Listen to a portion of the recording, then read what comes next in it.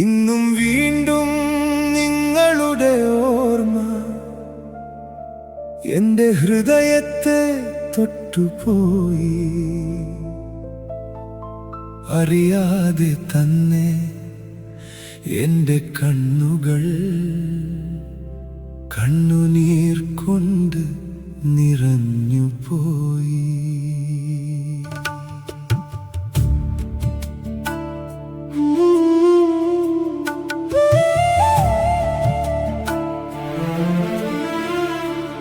നിങ്ങൾ കാണിച്ച വഴിയിലൂടെയാണ് ഇന്നും ഞാൻ നടക്കുന്നത്. നിങ്ങൾ പറഞ്ഞ ഓരോ വാക്കിലും ജീവിതത്തിൻ്റെ സത്യം തേടുകയാണ്.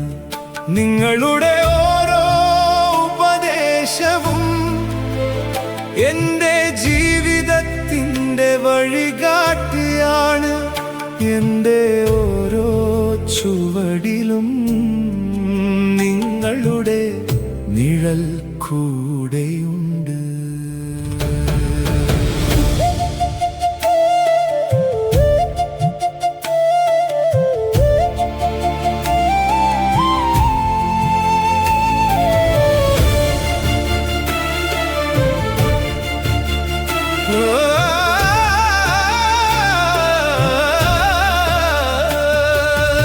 വിദ്യാഭ്യാസമില്ലാത്ത ഒരു കർഷകനായിരുന്നെങ്കിലും ജീവിതമാണേറ്റവും വലിയ ഗുരു എന്ന് നിങ്ങൾ എന്നെ പഠിപ്പിച്ചു. നിങ്ങളുടെ വിയർപ്പിൻ്റെ ഓരോ തുള്ളിയിലും എൻ്റെ ഭാവി പടുത്തുയർത്തി.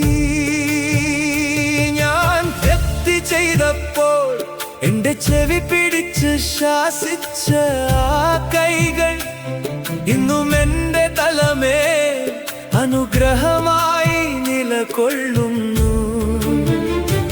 ആ കഠിനതയുടെ പിന്നിൽ അവസാനമില്ലാത്ത സ്നേഹം ഒളിഞ്ഞിരുന്നു.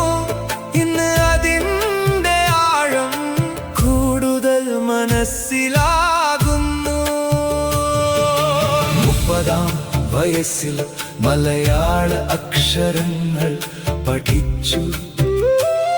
ഒരു സ്കൂളിൻ്റെ പടിയും കയറാതെ അറിവിൻ്റെ വിളക്കായി തെളിഞ്ഞു. 80-ാം വയസ്സിലും സംസ്കൃത ശ്ലോകങ്ങൾ ചൊല്ലിയിരുന്നു. കണക്ക് ജീവിത പാഠങ്ങൾ സ്നേഹത്തോടെ എന്നെ പഠിപ്പിച്ചു. അമ്പിളിമാമൻ കഥകൾ എന്നെ കൊണ്ട് വായിപ്പിച്ചു. അവയിലെ ജീവിത സാരം പുഞ്ചിരിയോടെ പറഞ്ഞു തന്നു. പുസ്തകങ്ങളെക്കാൾ വലിയ ഗ്രന്ഥം നിങ്ങളായിരുന്നു അച്ഛാ. നിങ്ങളുടെ ജീവിതം തന്നെയായിരുന്നു എൻ്റെ ഏറ്റവും വലിയ പാഠശാല. ചുവരിൽ പുഞ്ചിരിച്ചിരിക്കുന്ന നിങ്ങളുടെ ചിത്രം കാണുമ്പോഴെല്ലാം ഇന്നും നിങ്ങൾ ഞങ്ങളോടൊപ്പം തന്നെയുണ്ടെന്ന് തോന്നുന്നു.